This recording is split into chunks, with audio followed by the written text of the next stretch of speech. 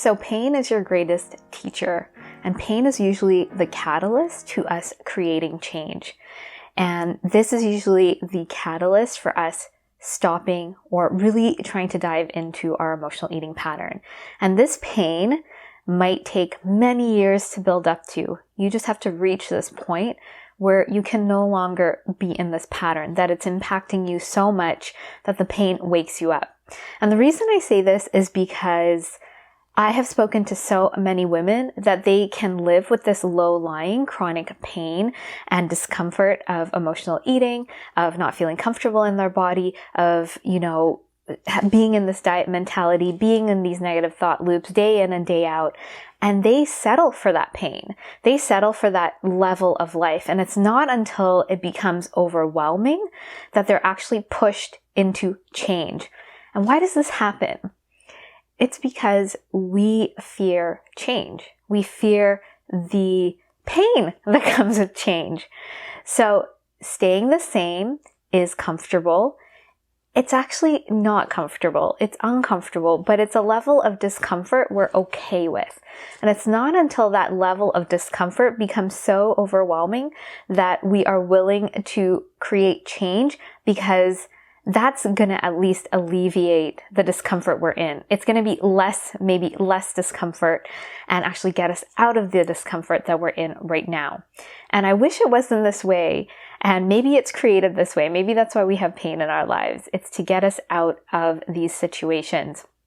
The thing that I notice, and I notice for myself, is that the more sensitive you are, the more in touch you are with yourself, the faster you're going to want to get out of pain. So I have been on this emotional eating journey, and I was emotionally eating into my early 20s, and I was in so much pain that when I was financially able to invest in different professionals, I took every route I could to get out of the pain that I was in, because life was just slamming down on me. My emotional eating and the way I felt about myself was just so out of control. And I see this with women that come into my program.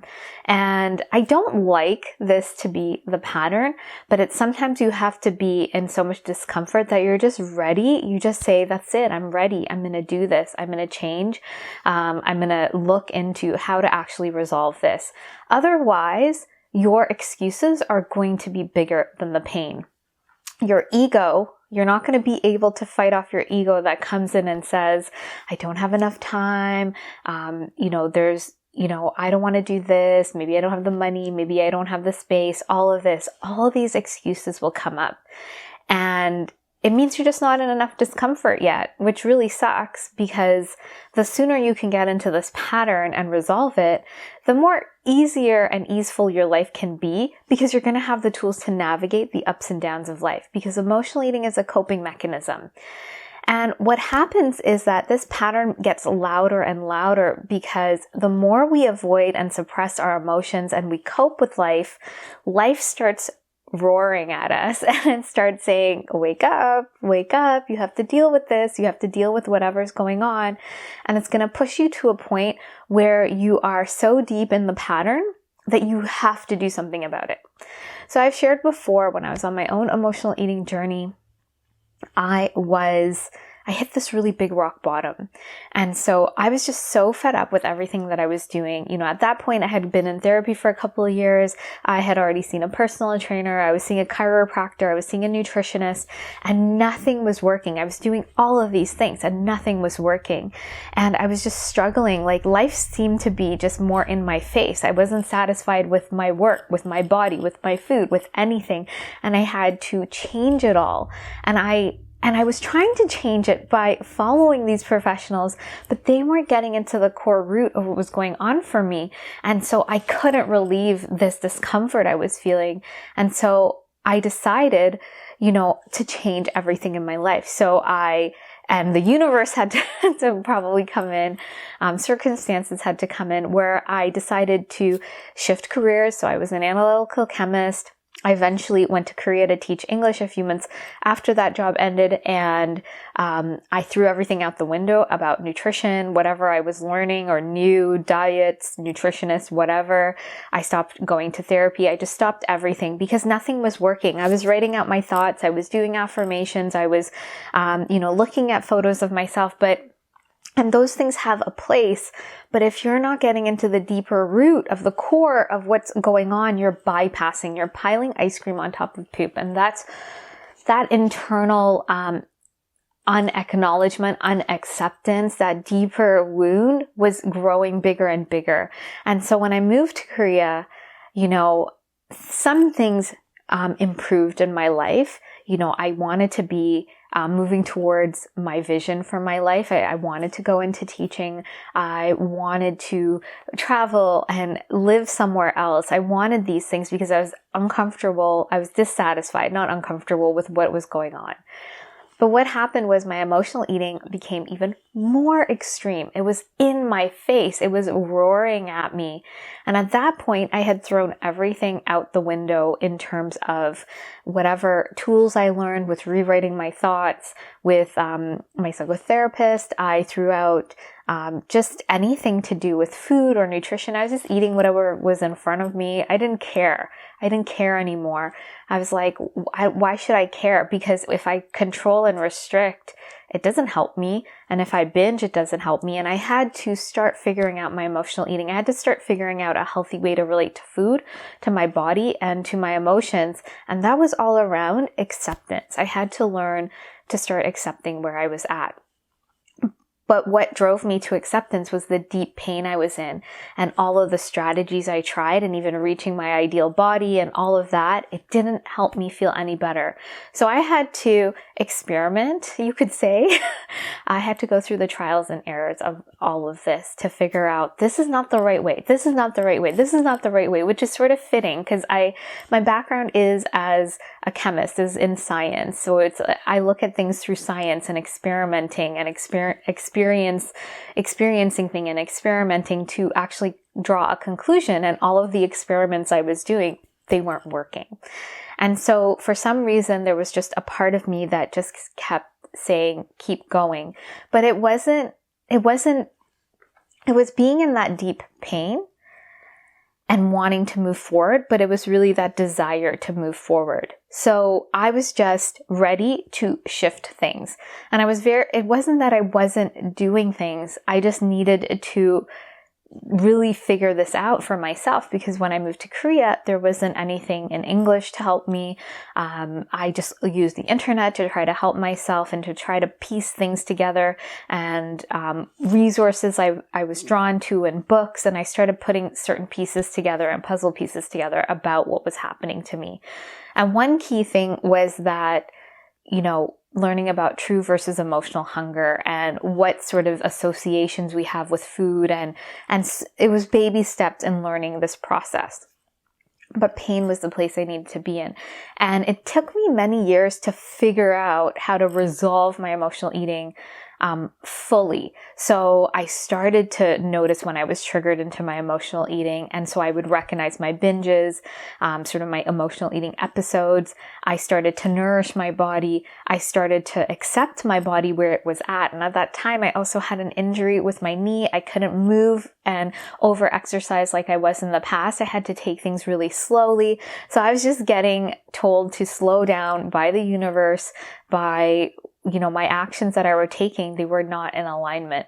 And so I had to really start connecting to food and to notice what felt good in my body.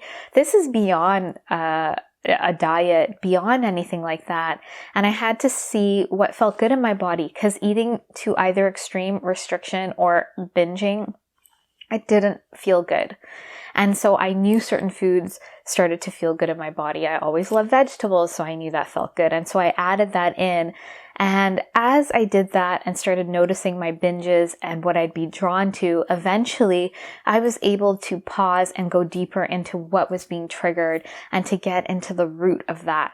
But if I wasn't in pain to make changes, I would have just, I moved to another country and I thought, oh yeah, that's going to fix it.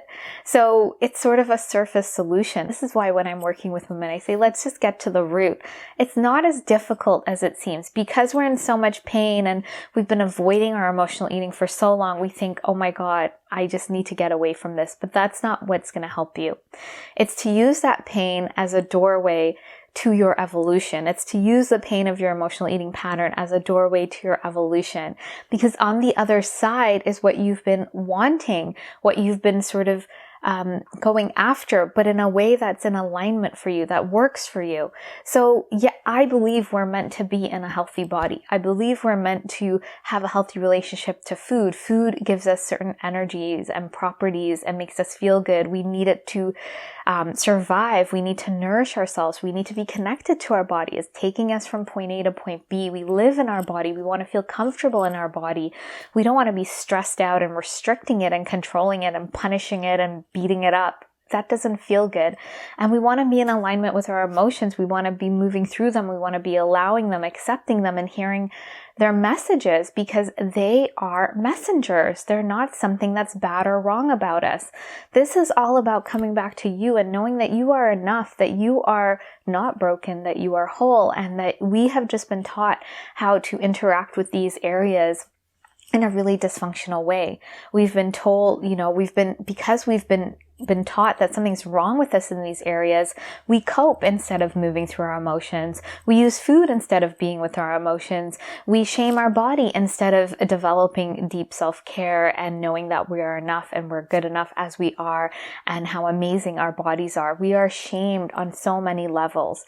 And so when we start really healing these relationships and coming back to harmony with them, with food, and using food to nourish ourselves and feel good in our body, so we're not, having digestive issues or being triggered into emotional eating. When we are moving our body out of care versus shame and punishment, when we are moving through our emotions because we want to understand ourselves, we want to understand what we've been through, we want to care for ourselves, we want to integrate these lessons and then move forward and meet our true needs, that's empowering. That's clarity. That's you living a life that is in alignment for you, that is alive, that's going to feel good.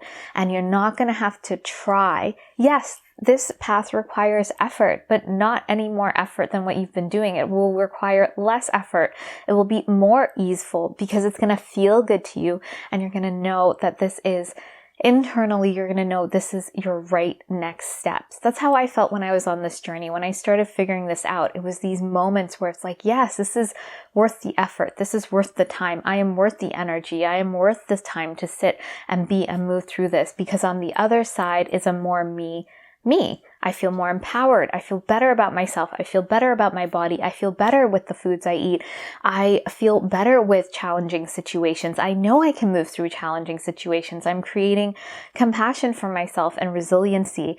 I'm creating ease and peace and confidence around food and in my body and in my life. And that is what I was going after.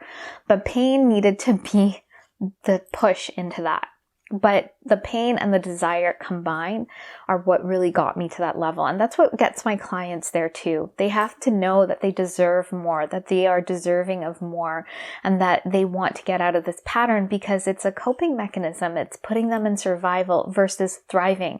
You're meant to thrive. You're meant to expand. You're meant to grow and evolve.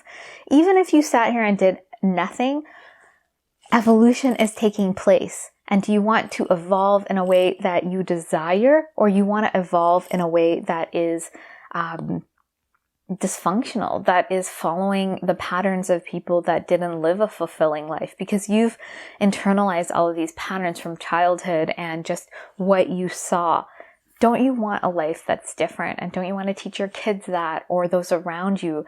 All of this boils down to, if you treat yourself with kindness and compassion and empathy, and you want to show up for yourself and do the work for yourself and have boundaries for yourself and know that you're worth it, you're going to see that in others around you. You're going to attract those around you that can honor those things, because you'll be able to see the people that have those qualities versus just settling and being in the same loop day in and day out. So this is so possible, and I see this time and time again with clients when they transform their emotional eating pattern, when they evolve through it. On the other side, it's so magical, the journey, but there are steps to this process. And it's not that you're broken or you don't have enough willpower or something's wrong with you. It's just that you haven't learned these key steps. And I think everyone should know these things from birth. This is what we needed as a human. But sadly, this is not the space our society is in. So if you are ready to resolve your emotional eating from the root, you're finally ready to feel that ease, confidence, and peace in your body and around food, and you want support in that, you want a step-by-step methodology that looks at all of the layers of your emotional eating pattern, from the physical to the mental to the emotional to the deeper root issues in your body, so that you can create true transformation, which is an embodied process. Then I'd love to invite you to find out more about the Emotional Eating Evolution Program. I'll put the link below, and you can find out more about the program. And if it's resonating for you, the next step would be to book in an emotional eating clarity call. On the call, we find out more about you, where your goals are, and how we can support you, and if we can support you in the program. If not, we'll send you off with some free resources to get this started. So I just want to say thank you so much for watching. If you have any questions, please let me know. Please be sure to like and subscribe, and I look forward to sharing more with you, and I hope you have a great day.